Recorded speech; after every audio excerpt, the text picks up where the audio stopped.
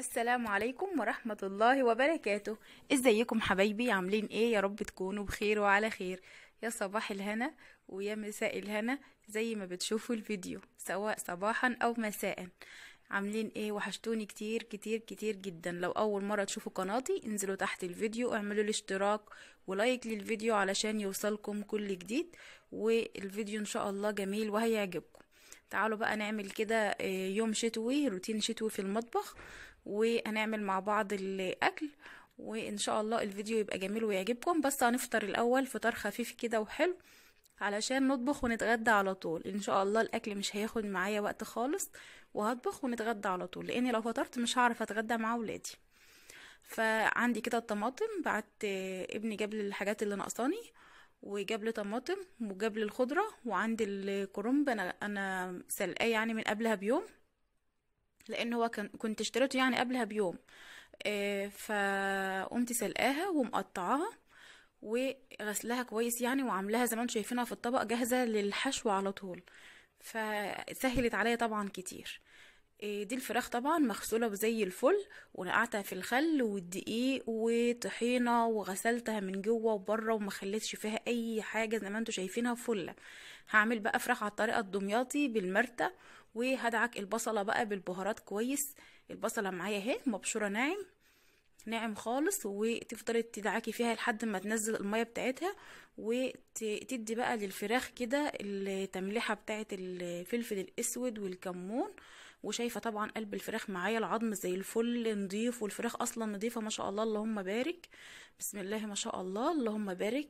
يا رب واجعلها بألف هنا وصحة لكل اللي اكل منها، اللهم بارك. فعملت كده، وبقوم غزها من الصدر، من الحته اللي هي بتبقى التقيله دي غزتين، وبكتفها. ودي فراخ بيضة عادي، بس هي وزن الفرخه 2 كيلو يعني، مش اللي هي بتبقى وزنها ضخم يعني اكتر من 2 كيلو. لا، ما تعملهاش كده في شوربه خالص، ما تعملهاش بالطريقه دي. انما هي ما تبقى الفرخه 2 كيلو حلوه يعني، لا هي مع الكبيره ولا مع الايه الصغيره. عايز تحشيها رز برضو احشيها، بس طبعا احنا مش بنحشيها رز. فهي الطريقة ديتي حلوة قوي، وكمان سهلة يعني. كده بقى هعمل كمان البصلاية اللي انا هعمل بيها الصلصة بتاعت المحشي. فانا قطعت بصلاية كده وكله بالسكينة وبسرعة جدا، وهولع عليها على النار واوطي عليها كده مع شوية الزيت تتحمر. عم ايه اجهز برضو الفراخ يعني. هنا برضو هقفل بقى الفراخ كده بخلة علشان الحشوة يعني تفضل فيها وما تطلعش بره في الشوربة. انا في الشوربة هحط الحاجات بتاعتها، هحط لها الفلفل الاسود، واحط لها البصل وجزر، واحط لها قرن فلفل اخضر زي ما انا بحب احط فيها كده، والحبهان والمستكة وكل حاجة هحطها لها. اما كده دي اللي بتدي طعم جميل جدا للفراخ، وتحت الجلد دي بتخلي ريحة الفراخ تحفة، وما بتحمرها في الفرن بتبقى جميلة جدا.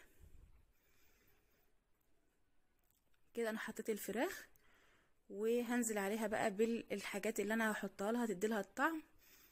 هحط لها الفلفل الاخضر وجزر وطماطم والبصل اللي هو المتقطع بقى، او القوارم صغير كده للشوربه، وبيبقى طعمها جميل جدا. جربوها بطريقتي وهتدعي لي، هتاخدي احلى شوربه واحلى طعم فراخ. مش هتميزي اصلا هي مشويه ولا هي بشوربه، من كتر ما هي طعمها جميل.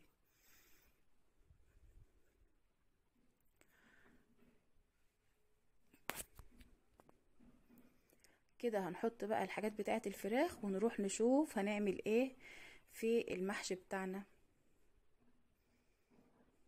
حطيت كده البصل وفلفل وجزر، وحطيت كمان باقي الحاجات في الناحية التانية كده علشان المكان يقضي، لان ما شاء الله برضو يعني الحلة كانت يدوب. فبرضو الشوربة كل ما كانت قليلة على قد الحاجة يعني بيبقى طعمها احلى. كده حطيت الملح علشان تتحيق كده ويبقى طعمها جميل، ما تبقاش مسخة او ما تبقاش عدبة. هنا غسلت الطبق بتاعي بالصابون كويس، وكنت بشطفه تاني مرة مكان الفراخ. وحطيت بقى الطماطم اللي انا جايباها. هبتدي بقى اخد الطماطم. شايفين الطماطم جميله جدا الايام دي، اللي مخزنش بقى يلحق يخزن منها لانها حلوه قوي. انا كمان يعني نفسي اخزن، بس بصراحه مستنيه وقت حد يبقى موجود، لان انا ما اقدرش اجيب قفص طماطم يعني وحاجات من دي، لازم يبقى حد معايا. فان شاء الله كده هجيب برضو، وبنصحكم برضو اللي ما جابش يجيب. يعني جميلة جدا الايام دي، وهتنفع في رمضان تجهزوها وتبقى عندكم ان شاء الله للعزايم.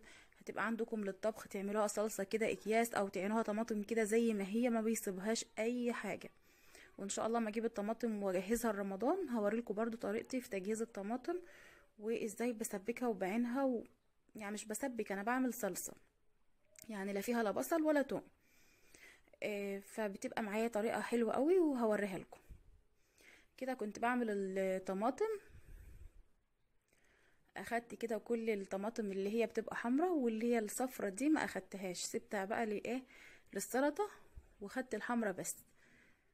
وهبقى اعمل بقى مرتين، يعني هعمل ده مرتين علشان انا هعمل محشي.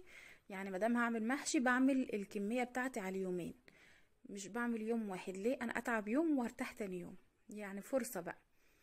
فانا هعمل كده بقى الصلصة بتاعتي، واروح للبصل اشوفها احمرت واديلها تقليبه كده وانا واقفه. ما انا ايدي في كل حاجه برضو، ونبقى شاطرين يعني، نعمل كده كذا حاجه مع بعض، ما نبقاش واقفين عند حاجه واحده بس.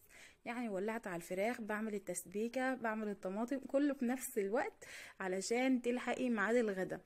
انا عايزه اقول لكم انا بادئه برضو، يعني مش بدري، يعني مش بادئه بدري قوي في الحاجات دي، بس ما شاء الله بفضل من ربنا والحمد لله. يعني كنت العصر خلاص مخلصه، بس انا بادئه الظهر.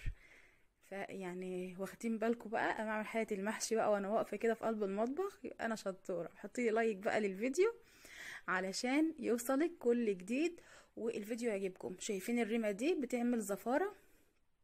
لو ما شلناهاش فلازم نشيلها. اي ريم يطلع من على وش الفراخ كده نشيله. هنا بقى هنقطع الشبت والكزبره بقى، اللي هي الخضره بتاعه المحشي. انا ما بحطش نعناع في المحشي. النعناع ده بصراحة بستغرب كده طعمه، مش بحبه. يعني اللي بيحب يحط نعناع بقى يحط، انا ما بحبش احط نعناع في المحشي، لا ناشف ولا اخضر. هي خضرة المحشي شبت عندي وكزبرة، وكتر خير الدنيا، وبيطلع تحفة جدا. واعملوه على طريقتي ومش هتندموا. هنا قطعت بصلتين صغيرين كده في القاع من تحت، والفلفل ده فلفل حلو عادي، وكمان دي شرايح بصل كمان. وحطيت العروق دي بتاعت الشبت والكزبره، وحته فلفل حامي كده بتديله برضو ايه، يعني طعم حلو. وهنا الرز بتاعي مغسول ومنقوع، الكميه اللي انت هتعمليها بقى وتبع ما انت عاوزه. والخضره والبصل المرتة الناعم طبعا ده اكيد واساسي، يعني ما تحطوش في الطماطم. المرتة دي حطيها بره. حطي فلفل، حطي الكمون، الملح، الشطه، طبعا قرفه، ضروري قرفه في المحشي لازم. وقلبي كل ده، ادعكيه بقى في الرز، وقلبي كل الحاجات دي مع بعضها، بتدي طعم وريحة.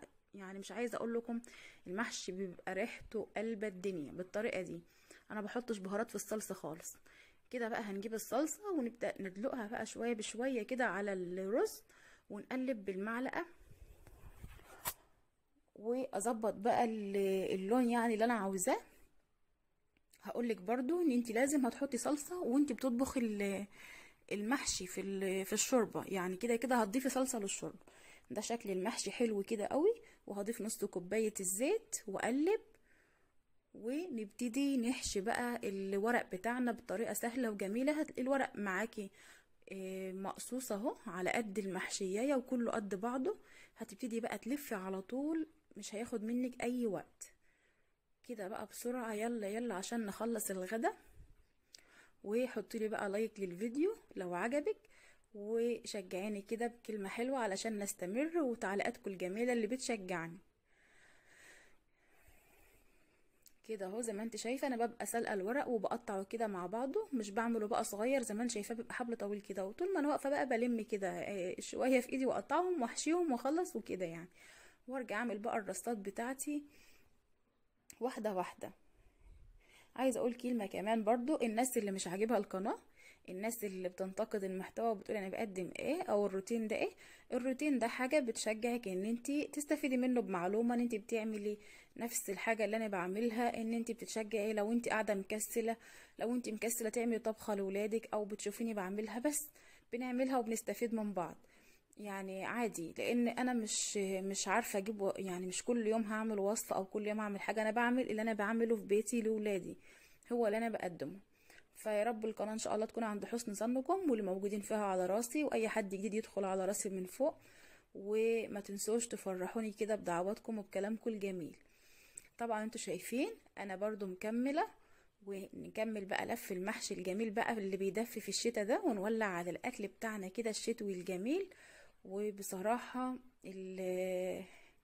المحشي من الحاجات يعني فعلا اللي في الشتاء طبعا بنعملها باستمرار، بس أنا والله انا من زمان ما زبطتش ولادي ولا عملت لهم حاجات من دي، يعني علشان كده ايه قررت بقى ان انا ايه اعمل لهم يعني.